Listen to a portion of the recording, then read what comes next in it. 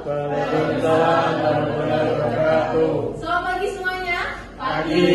Oke, semangat ya. Hari ini kita alhamdulillah bertemu lagi di mata kuliah Fikih Muamalah. Hari ini pertemuan ke-6 ya. Kita bahas nanti tentang Ba'i al-Murabah atau akad murabah. Sebelum itu, saya akan mengajak kalian untuk berdoa terlebih dahulu untuk memohon keberkahan dari Allah Subhanahu wa taala. Bismillahirrahmanirrahim. Raditu billahi robban wa bil islami dinan wa bi Muhammadin nabiyya wa rasulah. Rabbi zidni ilma warzuqni fahma. Amin ya rabbal alamin. Oke. Selanjutnya saya ingin pastikan bahwa teman-teman yang hadir di sini dalam keadaan sehat walafiat. Saya akan melakukan absensi. Yang pertama, Firsa Adelia, Fadila, Aulia, Suliti Ramawati. Oke, baik. Sebelum kita lanjut ke materi, saya akan menyampaikan subjek PMK. Jadi pada pertemuan ke-6, capaiannya adalah mahasiswa mampu mempelajari, menganalisis tentang akad dalam jual beli. Akad dalam jual beli yang akan kita pelajari hari ini adalah akad murabah. Kalau di pertemuan selanjutnya kita sudah bahas apa itu akad, syarat-syarat akad, kemudian macam-macam akad. Jadi hari ini kita akan melanjutkan yang pertama akad jual beli, yaitu akad murabah. Oke, selanjutnya saya akan memberi kalian media pembelajaran. Kalian bisa pindahi QR code ini pada gadget kalian masing-masing. Nanti akan muncul link, yang nantinya link itu akan berisi materi yang bisa kalian gunakan sebagai pendamping perkuliahan. Jadi ada jurnal riset yang sudah saya lakukan, kemudian ada riset pengabdian kepada masyarakat yang sudah saya lakukan, dan kalian bisa menggunakan itu untuk materi pendamping kalian untuk mengikuti mata kuliah Fikih Muamalah. Gitu ya. Baik, selanjutnya kita lanjut ke materi. Ba'i murabah itu kalau dalam Islam berasal dari kata robaha.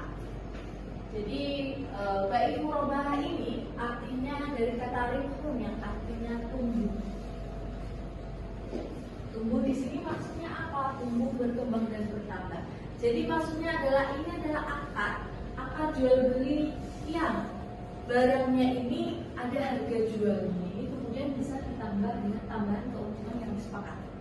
Jadi keuntungannya ini, tambahan ini bukan tambahan ziyadah di riba, itu bukan.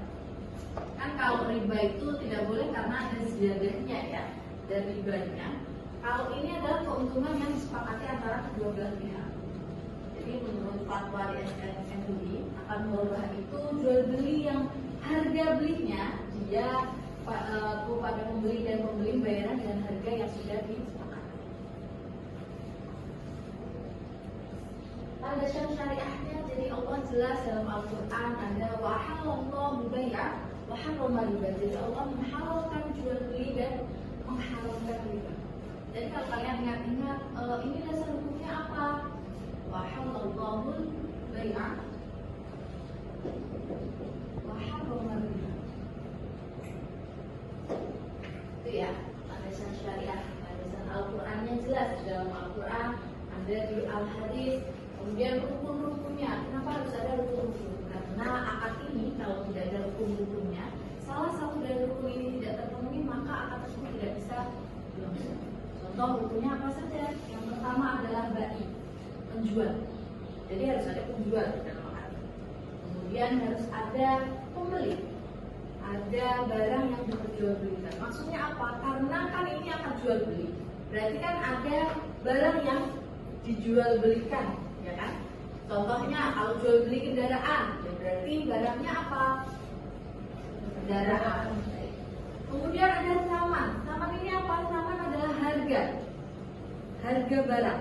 Jadi harganya harus diketahui berapa. Jadi tidak boleh ada nanti belum diketahui nih, misal harganya berapa. Jadi harga harus diketahui. Kemudian harus ada ijab qabul. Kenapa harus ada ini? Karena itulah pentingnya akad ya. Jadi harus ada ijab dan qabul, serah terima. Jadi harus ada, ini saya jual seharga sekian. Kemudian pembeli, ini contoh ya. Kemudian pembeli, ini saya beli seharga sekian. Itu ya, jelas? Ada pertanyaan sebelum lanjut ke slide berikutnya? Jelas ya? Kita bisa lanjut. Oke, ini ada aplikasi dalam perbankan. Sebelumnya apakah kalian sudah ada yang tahu kira-kira akad murabahah ini kalian jumpai di mana? Biasanya kalian jumpai di mana? Ada yang pernah tahu? Saya pernah menjumpai di lembaga keuangan bank ataupun di non-bank. Nah, ya, jadi benar. Fadila tadi menjawab dia pernah menjumpai akad ini ada di lembaga keuangan bank atau non-bank. Jadi memang akad murabahah ini biasanya digunakan untuk di lembaga keuangan bank atau non-bank atau mungkin sekitar kita. Aplikasi dalam perbankannya adalah biasanya pembiayaan kendaraan bermotor, mobil, sepeda dan lain sebagainya. Kalian tahu ya? Mungkin ada tetangga kalian yang beli sepeda di bank atau di lembaga keuangan, gitu ya. Itu memang contohnya seperti itu. Oke, selanjutnya adalah skema bagi al-murabahah. Skema al-murabahah itu seperti apa? Jadi yang pertama adalah dua belah pihak. Yang pertama bank dan nasabah. Kemudian bank ini nanti dia akan melakukan negosiasi. Jadi nasabah mengajukan pembiayaan ya, contoh. Yang pertama dia melakukan negosiasi. Yang kedua, setelah itu mereka akan melakukan akad.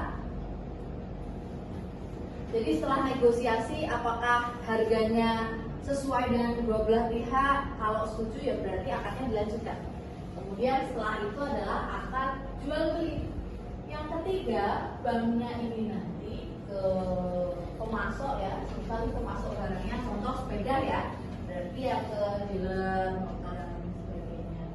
Jadi kemudian bank ke pemasok membeli barangnya, kemudian pemasoknya mengirimkan dokumen.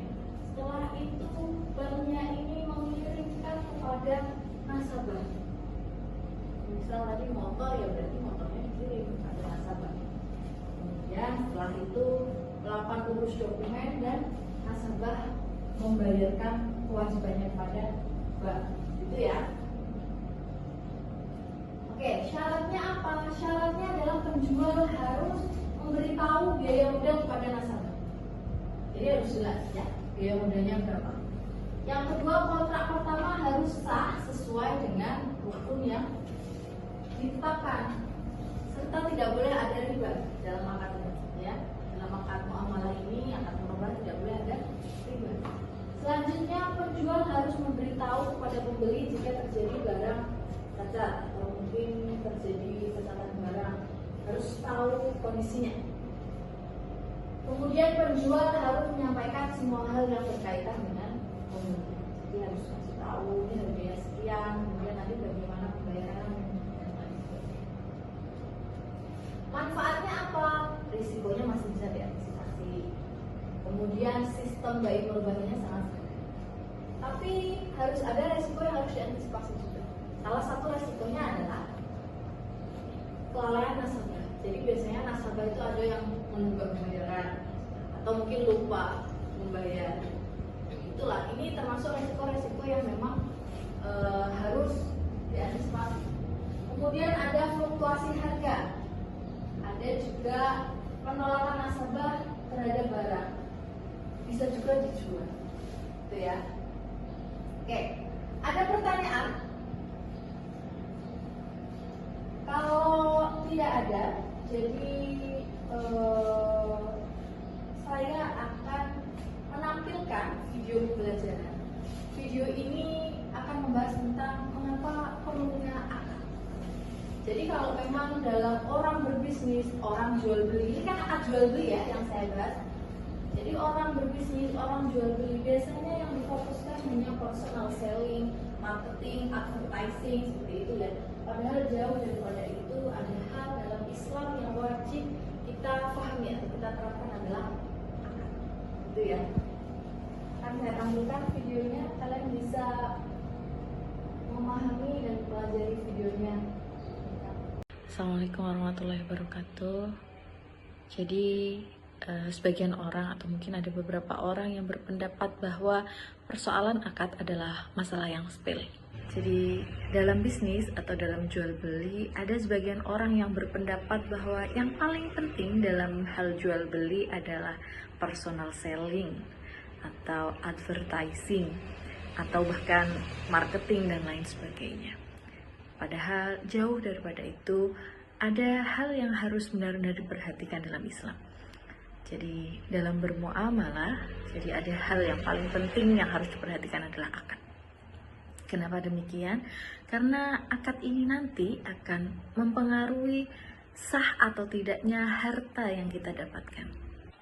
Oleh karena itu, dalam muamalah, hal yang paling penting adalah benar atau tidaknya suatu akad.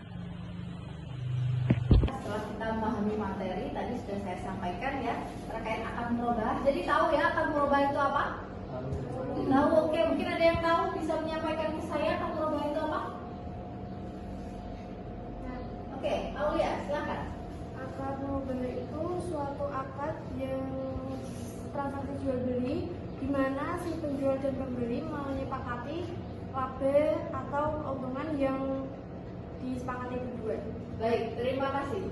Selanjutnya saya akan membagi ke small group discussion menjadi dua.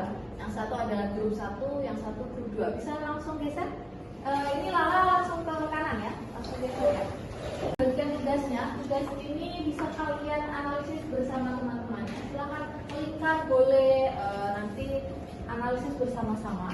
Yang pertama adalah grup 1 ya. Grup 1 ini berarti ada 5 orang, grup 2 ada 5 orang. Grup 1 menjelaskan apa itu akad murabah beserta contohnya, oke? Sedangkan grup 2 nanti menjelaskan skema akad murabah. Gitu ya. Oke? Oke, jadi di small group discussion ini nanti kalian menyampaikan analisis tentang yang sudah saya beri tadi ya tugasnya. Jadi satu di antara kelompok kalian nanti yang menjelaskan. Oke, gitu ya. Paham tugasnya? Oke, bisa dimulai dari grup 1.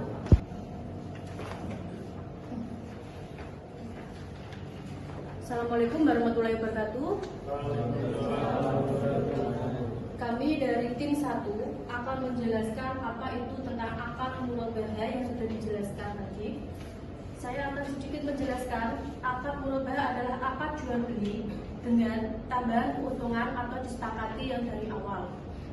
Dan rekan saya akan menjelaskan contoh apa saja akad murabah. Contoh akad murabah yaitu ketika kita membeli kendaraan di lembaga keuangan, jadi kita bisa menyepakati keuntungan yang disepakati di awal antara penjual dan pembelinya. Dan sekian, terima kasih atas waktunya. Mungkin salam. Waalaikumsalam. Tepuk tangan buat kelompok 1. Baik, tadi pemaparan dari kelompok 1 sudah ya, jadi murabah itu apa, kemudian contohnya seperti apa. Yang kedua adalah dari kelompok 2, skemanya. Silakan. Jadi skema akad murabah itu contohnya bank membeli suatu barang yang dibutuhkan oleh pembeli, kemudian oleh bank dijual kembali kepada pembeli dengan harga yang lebih tinggi, terdiri dari harga beli yang dikeluarkan oleh bank ditambah dengan keuntungan yang telah disepakati antara bank dan pembeli. Oke, tadi kita sudah melakukan diskusi sederhana. Tadi ada kelompok 1 menyampaikan materi tentang murabah beserta contohnya, sedangkan kelompok 2 tadi skemanya. Jadi karena sudah melakukan tugas dengan baik, maka hari ini kita akan sudahi perkuliahan hari ini. Materi akan murabahnya kita sudah sampai sini. Sebelum kita tutup,